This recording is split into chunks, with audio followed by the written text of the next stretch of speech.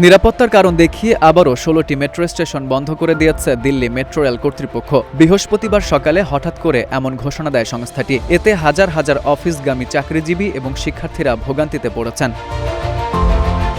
দিল্লির যন্তর মন্তরে গত 2 মাস ধরে আন্দোলন করছে ককরোচ জনতা পার্টি। তাদের এ আন্দোলন গত কয়েকদিন ধরে বেগবান হচ্ছে।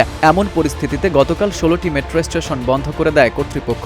যন্তর মন্তরে ভিড় আরও বাড়তে থাকায় বৃহস্পতিবার সকাল থেকে পরবর্তী নির্দেশ না দেওয়া পর্যন্ত 16টি স্টেশন বন্ধের ঘোষণা দেওয়া হয়েছে।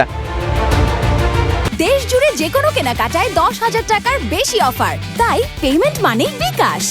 এক্সে এক পোস্টে দিল্লি মেট্রো কর্পোরেশন বলেছে, পরবর্তী নির্দেশ না দেওয়া পর্যন্ত লোককল্যাণ মার্গ, রাজীব চক, প্যাটেল চক, রামকৃষ্ণ আশ্রম Marg, Barakhamba road, supreme court, Sevatirth, Janpath, Mandi house, central secretariat, ITO, Delhi gate, Indraprastha, Khan market, Jorbagh এবং শিবাজি স্টেডিয়াম মেট্রো স্টেশন বন্ধ থাকবে।